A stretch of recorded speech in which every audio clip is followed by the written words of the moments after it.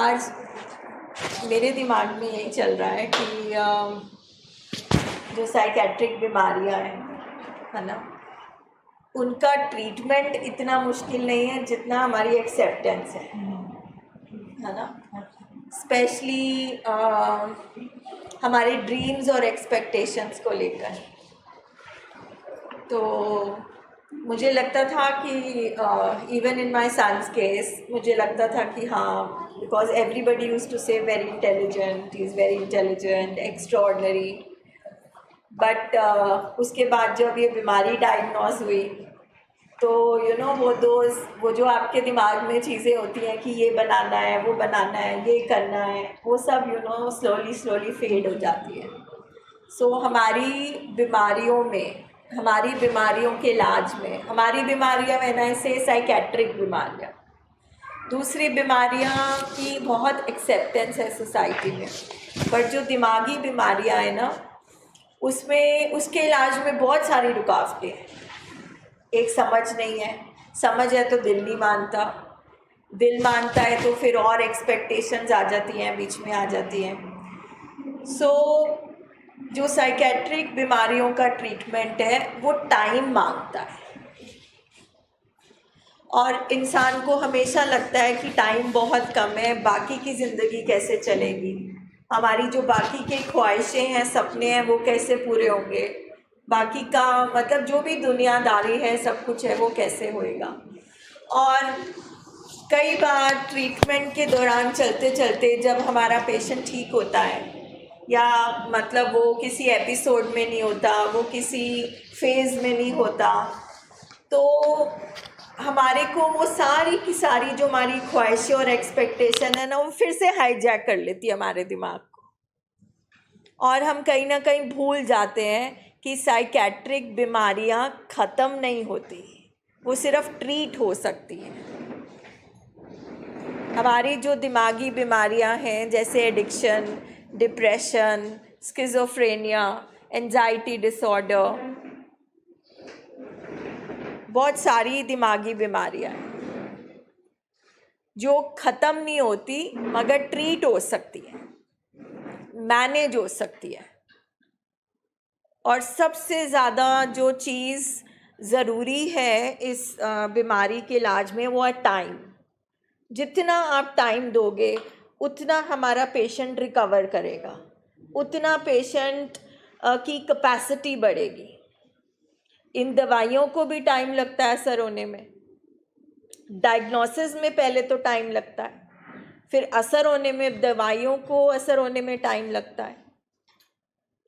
तो इस टाइम और पेशेंस की वजह से ना फैमिलीज पीछे हट जाती हैं, थक जाती हैं।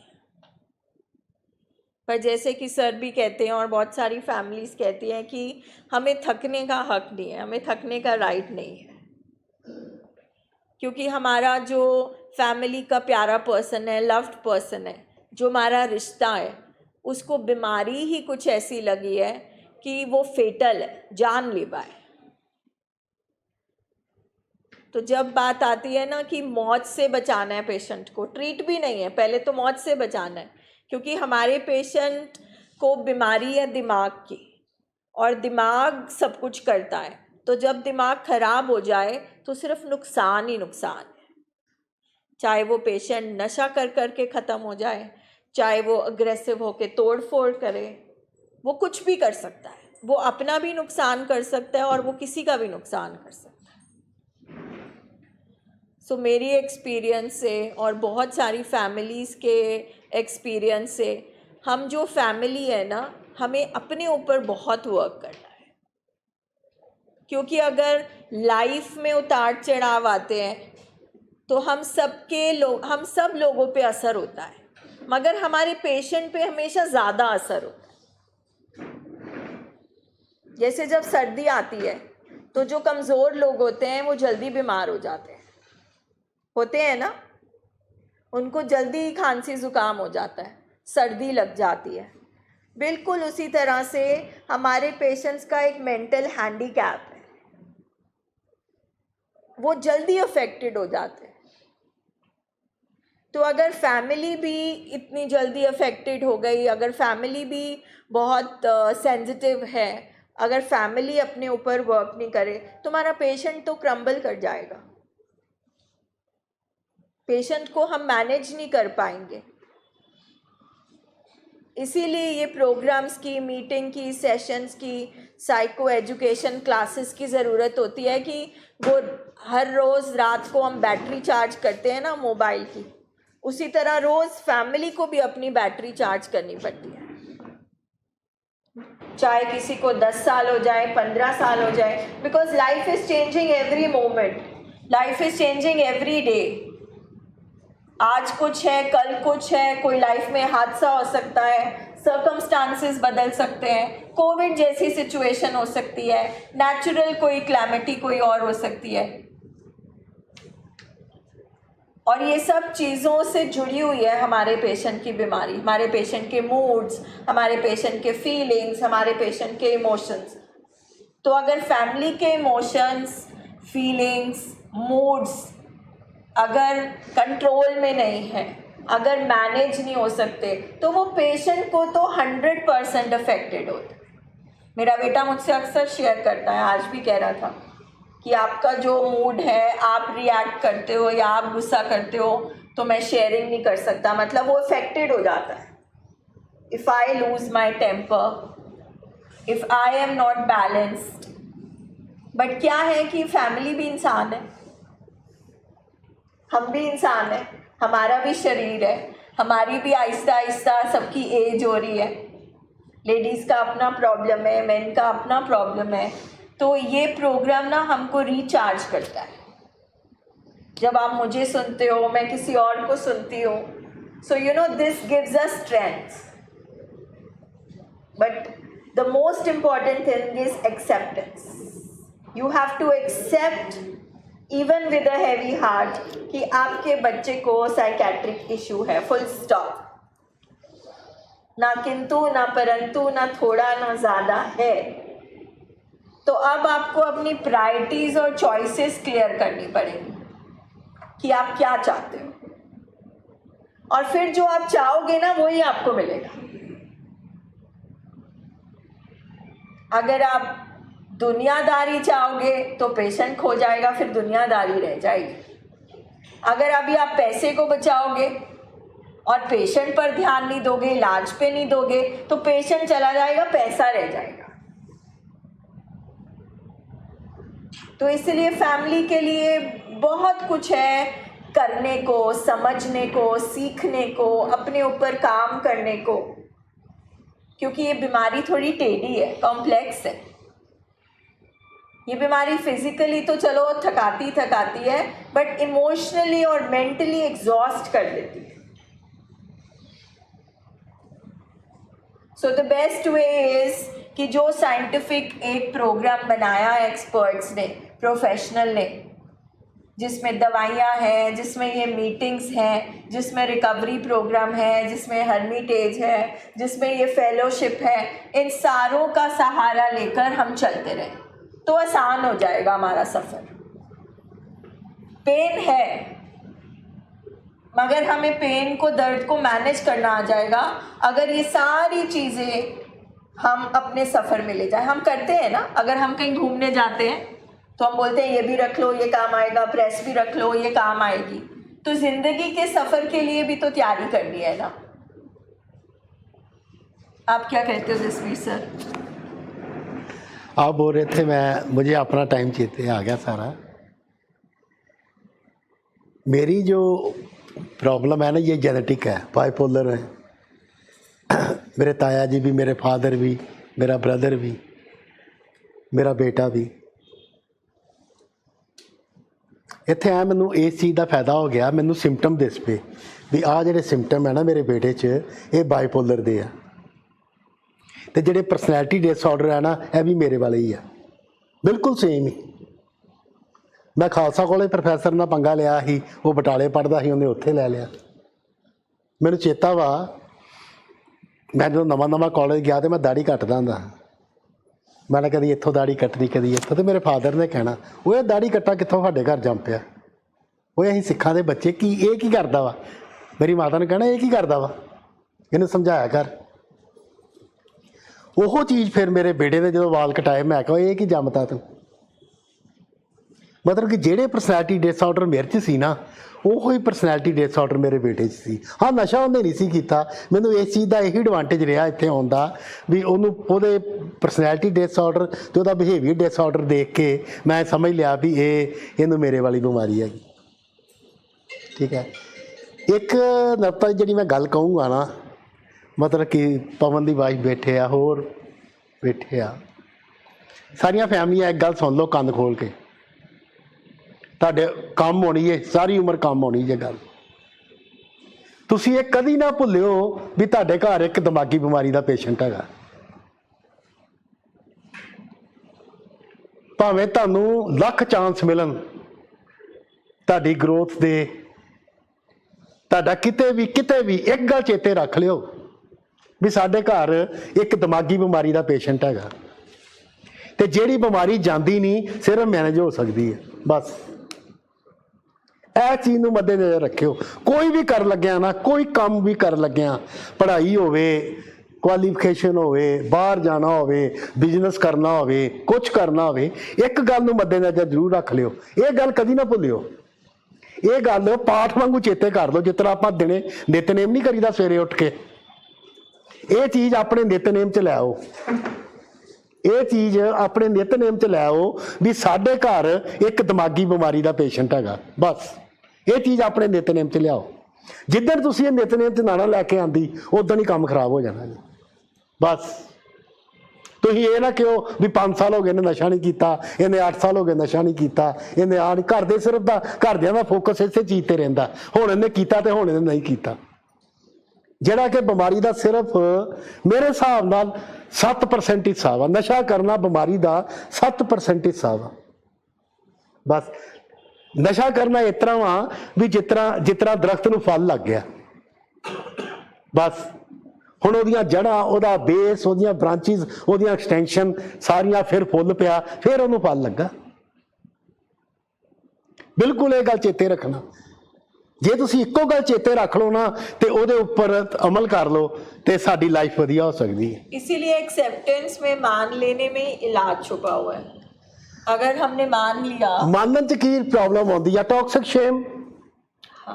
ਸਾਨੂੰ ਟੌਕਸਿਕ ਸ਼ੇਮ ਨਾਲ ਬੇਚੈਨੀ ਬਹੁਤ ਹੁੰਦੀ ਆ। ਹਾਏ ਸਾਡਾ ਬੱਚਾ, ਸਾਡਾ ਬੱਚਾ, ਸਾਡਾ ਬੱਚਾ, ਸਾਡਾ ਬੱਚਾ ਦਿਮਾਗੀ ਮਰੀਜ਼। ਓਹ, ਅਸੀਂ ਤੇ ਕਦੀ ਸੋਚਿਆ ਹੀ ਨਹੀਂ। ਇੰਨਾ ਸਾਡਾ ਸਟੇਟਸ, ਇੰਨੇ ਆਪਾਂ ਬੰਦੇ, ਇੰਨਾ ਸਾਡੇ ਕੋਲ ਪੈਸਾ, ਇੰਨੀ ਸਾਡੀ ਗੁੱਡਵਿਲ, ਇੰਨਾ ਤੇ ਸਾਡਾ ਬੱਚਾ। ਅਸੀਂ ਦਿਮਾਗੀ ਮਰੀਜ਼ ਨੂੰ ਕਹਿੰਦੇ ਆ ਇਸ ਤਰ੍ਹਾਂ ਜਸਟ ਸਾਈਡ ਲੈਂਦੇ ਵੀ ਇਹ ਪਾਗਲ ਹੈਗਾ। ਇਹ ਚੀਜ਼ ਅਸੈਪਟ ਕਰਨੀ ਬਹੁਤ ਔਖੀ ਆ।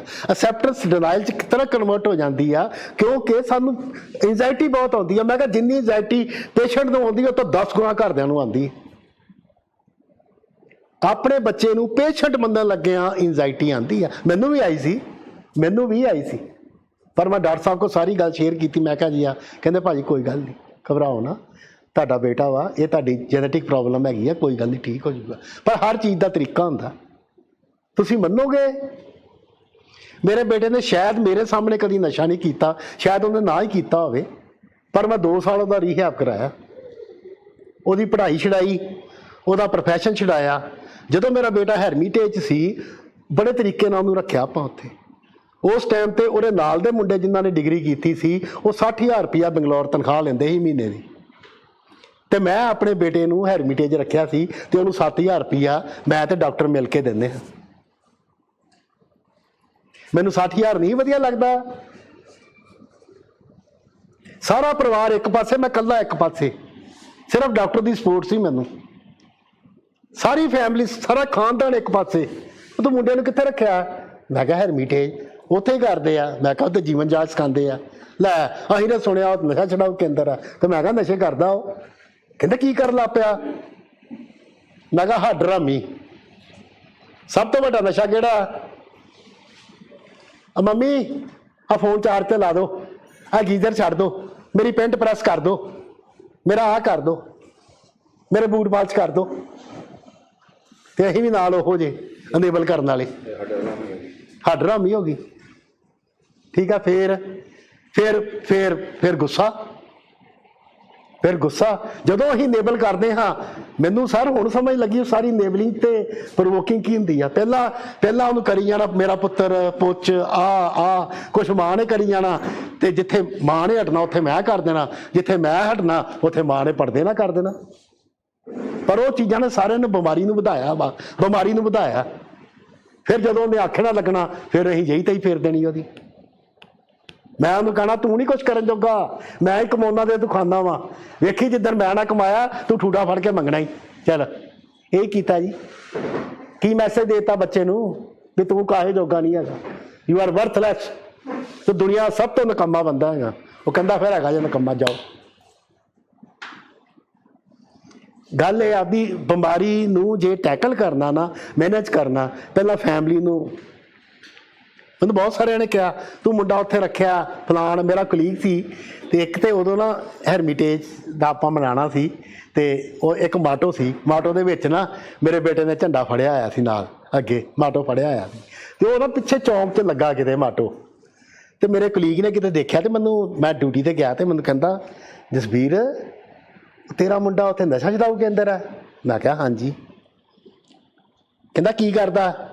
ਮੈਂ ਕਿਹਾ ਬੜਾ ਕੁਛ ਕਰਦਾ, ਬਹੁਤ ਕੁਛ ਕਰਦਾ। ਕਹਿੰਦੇ ਮੈਂ ਹੀ ਸਮਝਿਆ ਕਿਤੇ ਕੁਛ ਲਾਉਣ ਲੱਗ ਪਿਆ।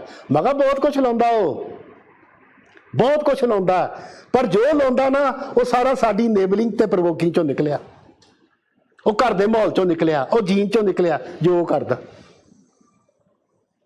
ਐਂਡ ਮੈਂ ਐਕਸੈਪਟ ਕੀਤਾ। ਮੈਨੂੰ ਬਹੁਤ ਬੇਚੈਨੀ ਹੋਈ, ਬੜੀ ਘਬਰਾਹਟ ਹੋਈ, ਗੁੱਸਾ ਵੀ ਆਇਆ, ਪਰ ਮੈਂ ਕਿਹਾ ਹੁਣ ਤੂੰ ਆ ਗਈ ਆ ਕਾਕਾ, ਗੱਲ ਹੋ ਗਿਆ ਜੋ ਹੋਣਾ ਸੀ, ਹੁਣ ਇਹਨੂੰ ਠੀਕ ਕਿਸ ਤਰ੍ਹਾਂ ਕਰਨਾ ਇਹ ਕਰ। फिर जब मैं एक्सेप्ट किया, सरेंडर किया, तो फिर मेरी बेचैनी घटी। सर मुझे लगता है जब हमारी सोसाइटी में जो कमज़ोरियाँ होती हैं ना, जैसे आपने अपने बेटे के केस में कहा, हड हरामी, आलस होना, इररिस्पॉन्सिबल होना, कामचोर होना, जो भी है, पर एक और पर्सपेक्टिव है कि अगर हमारी सोसाइटी में बच्चा ज़रूरत से ज़्यादा इंटेलिजेंट है, उसमें वो वाली क्वालिटीज़ हैं जिसको सोसाइटी मतलब अप्रूव करती है कि ये बहुत काम करता है, इंटेलिजेंट है, जीनियस है, तो उसके हमेशा आईक्यू पे काम किया जाता है। बिल्कुल। फैमिली की, सोसाइटी की एक्सपेक्टेशन उससे बहुत ज़्यादा हो जाती है, और उसका जो ईक्यू होता है, इमोशनल एक्सप्रेशन एंड ऑल, तो वो इम्बैलेंस ही हो जाती है उसकी लाइफ।